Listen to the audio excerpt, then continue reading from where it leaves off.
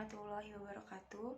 Saya Fitri Indah Lestari, dan pada kesempatan kali ini saya akan mempresentasikan mengenai perbandingan cerita Sangkuriang, Prabu Watugunung, dan Oedipus Sang Raja. Pertama-tama saya akan menceritakan tentang sinopsis Sangkuriang. Cerita Sangkuriang menceritakan seorang laki-laki yang tinggal bersama ibunya dan anjing kesayangannya. Sangkuriang ini sangat gemar berburu di hutan. Suatu hari, Sangkuriang pergi berburu bersama anjingnya, dan ia mendapatkan seekor burung buruannya, dan Sangkuriang pun memerintahkan anjingnya untuk mengambil buruan itu. Namun, anjing kesayangan Sangkuriang tidak mematuhi perintah Sangkuriang. Ia hanya diam dan tidak mengambil buruan itu, sehingga membuat Sangkuriang marah dan mengusir anjingnya.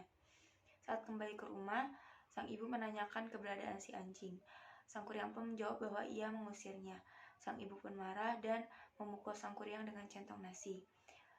Karena Sangkuriang sakit hati dan kesal kepada ibunya, Sangkuriang pun pergi melarikan diri dari rumah.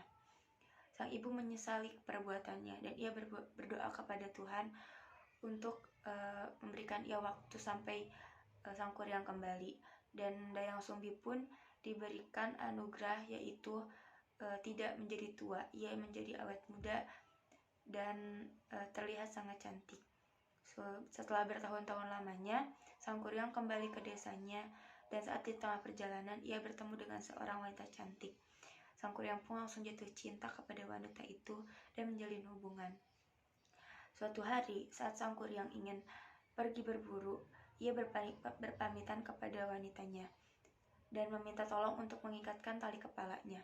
Saat melihat kepala Sangkuriang, sang perempuan menyadari bahwa ada luka di kepalanya yang sangat mirip dengan luka anaknya yang pergi. Tanpa disadari, ternyata perempuan itu adalah ibu dari Sangkuriang, yaitu Dayang Sumbi. Dayang Sumbi pun sadar bahwa laki-laki calon suaminya ini adalah anaknya yang pergi dahulu. Saat Sangkuriang pergi dari hutan, Dayang Sumbi berpikir keras bagaimana cara membatalkan pernikahannya dengan Sangkuriang, karena ia tidak mau menikahi anaknya. Saat Sangkuriang kembali, Dayang Sumbi pun berusaha untuk membujuk Sangkuriang untuk membatalkan pernikahannya karena ia adalah anaknya. Namun Sangkuriang tidak mempercayai itu.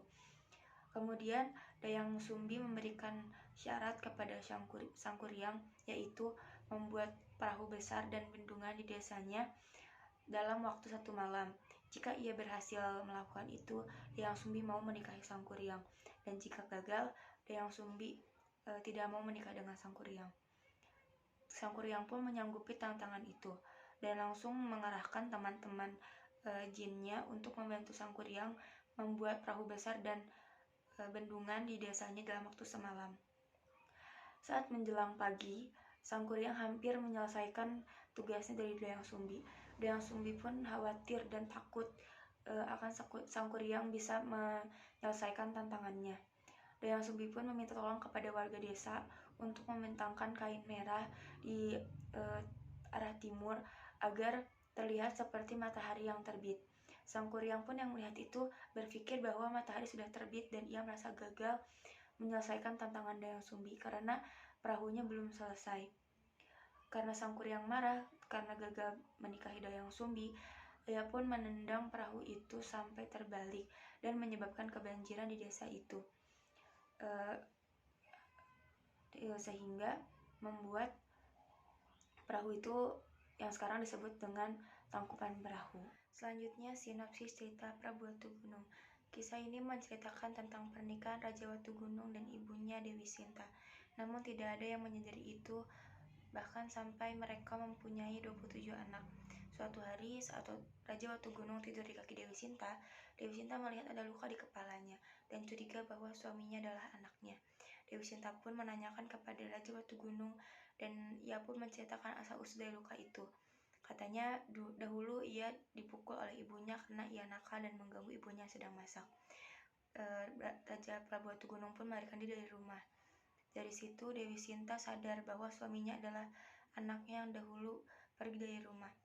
Dewi Sinta meminta Raja Watugunung untuk melawan Batara Wisnu agar membuat Watugunung mati.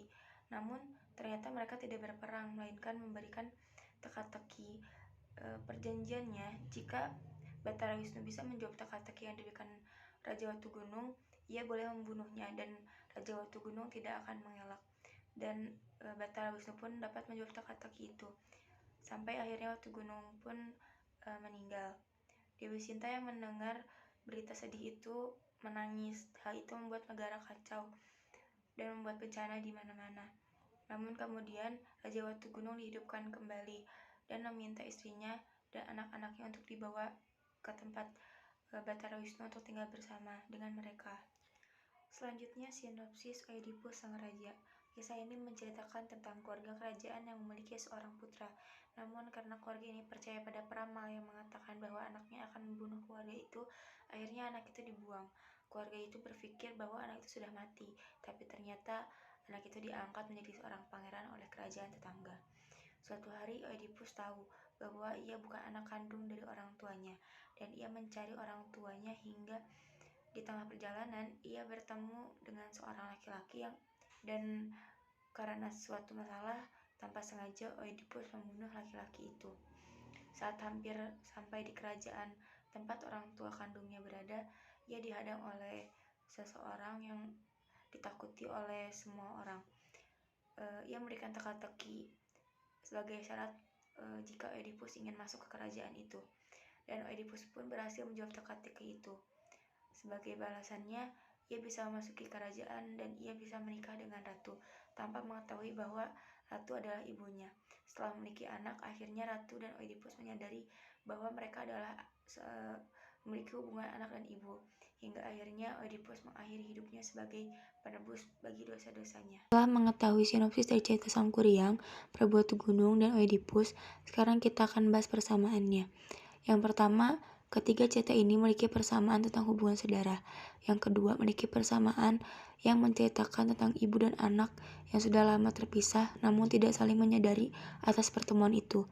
Yang ketiga, pada cerita Prabu Watugunung dan Oedipus Sang Raja, terjadi pernikahan antara ibu dan anak hingga melahirkan seorang keturunan.